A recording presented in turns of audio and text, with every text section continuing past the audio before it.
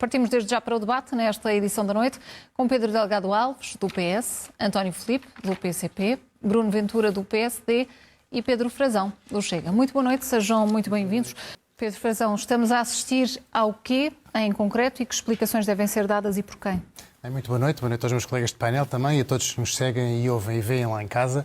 De facto, o que estamos, mais uma vez, é perante uma exoneração do Governo, já é a aceitação de uma demissão que aceitou da direção executiva do SNS e agora temos uma exoneração também na Santa Casa da Misericórdia de alguém que estava no cargo de provedora há menos de um ano e que se vê envolvida. Eu ouvi hoje palavras como falta de transparência e irresponsabilidade de gestão numa instituição que que tem a seu cargo jogos milionários como o Euromilhões e outros jogos, porque tem a seu cargo, porque tem a missão de, com esse dinheiro que angaria dos jogos, ajudar os mais pobres, os mais desvalidos, os deficientes, as crianças, os sem-abrigo, obviamente, os mais idosos da cidade de Lisboa e, portanto, acho que é totalmente incompreensível como é que isto se está a passar, sem haver ainda um relatório de contas de 2023, estamos no final de abril, sem haver um resultado de uma auditoria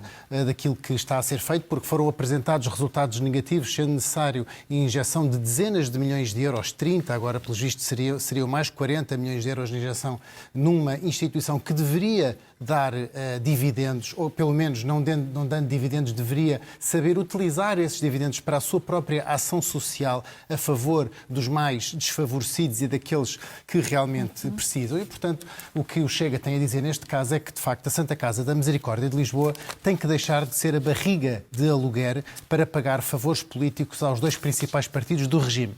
Porque, na nossa perspectiva, é isso que tem, de facto, acontecido. E também nos preocupa um pouco que, sendo exonerada esta senhora provedora e a sua mesa, não tenha sido dado um panorama de futuro, não tenha sido dado uma palavra de esperança para dizer o que é que vai acontecer em seguida, se já tem apontado alguém que seja competente, que seja capacitado, que tenha eficácia e que consiga, de facto, pelo mérito, chegar ao cargo, que é isso que, de facto, neste momento, a Santa Casa da Misericórdia precisa.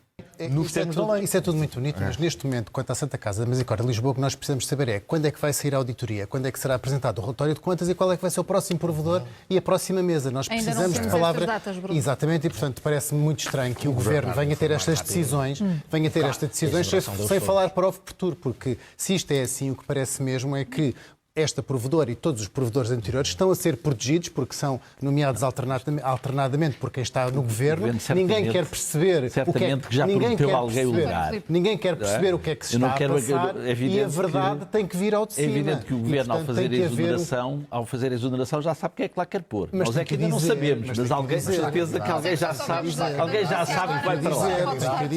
Tem que ser, não pode acusar a senhora provedora Ana Jorge de ser pouco transparente e estar a fazer exatamente o mesmo, de não vir aos portugueses com a devida transparência. Pedro Frazão, relativamente ao Chega, ao abster-se nesta proposta do Partido Socialista, permitindo assim a aprovação, tenta aqui uma legislação conjunta? Ou seja, se não deu com a AD, pode ser que dê com o Partido Socialista? Ana Patrícia, ninguém compra essa frase mirabolante que o Luís Montenegro disse, porque só o próprio Luís Montenegro não pode...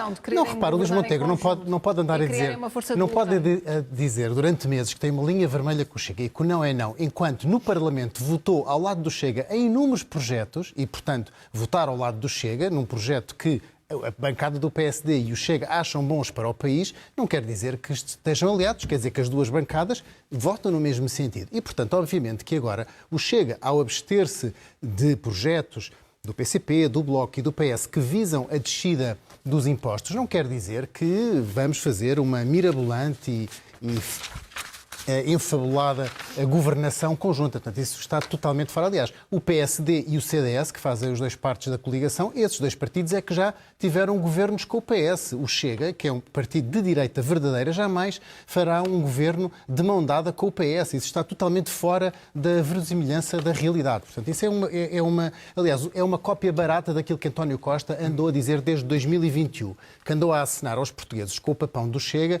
dizendo que não se podia votar no Chega porque senão ia fazer crescer a extrema-direita, etc. E agora o Luís Montenegro está a utilizar exatamente a mesma receita de falar do Chega para se autojustificar. Mas essa autojustificação não funciona, porque Luís Montenegro ganhou com uma maioria, mas é uma maioria inacabada e, portanto, Luís Montenegro precisa de fazer diálogos no Parlamento. Aliás, foi até bastante vergonhoso. O LIVRE disse que a própria bancada do PSD não tinha falado nem sequer com o LIVRE e, portanto, não podia estar no debate parlamentar a acusar a falta de diálogo, quando eles próprios também não tinham sido contactados. Portanto, isso foi denunciado durante o próprio debate parlamentar e também não pode estar a dramatizar, porque senão parece nitidamente que o que está a fazer é estar já em campanha eleitoral, que está já a apontar para uma queda do governo e que está já em campanha eleitoral para se dramatizar, para se vitimizar daquilo que poderá acontecer.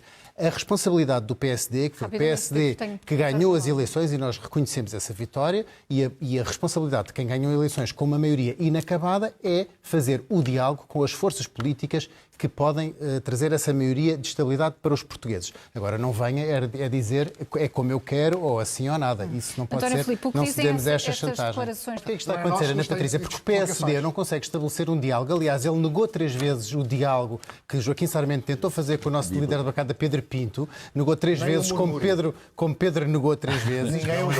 E, portanto, não, desculpe, mas houve diálogo. E continua com tanto medo do diálogo que não apresenta um orçamento retificativo, porque o que iria de facto ajudar os portugueses era um orçamento retificativo. E o Bruno Ventura continua sem responder, porque o PSD não responde porque não sabe responder se o que estava no vosso programa eleitoral do alívio fiscal de 3 mil milhões de euros engloba ou não engloba os 1.200 do PS. Essas contas, como é que estão feitas? Estes 3 mil milhões de euros que prometem no vosso programa eleitoral de alívio fiscal engloba ou não engloba o que já estava a ser executado pelo PS? Isso é que era bom. Isso é que depois não sabe, não pode porque não sabe.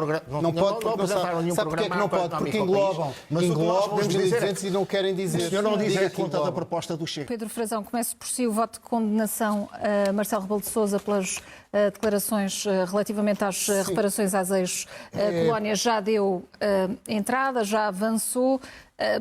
André Ventura considera que Marcelo se aproximou de um crime de traição à pátria. Admite avançar com uma queixa criminal?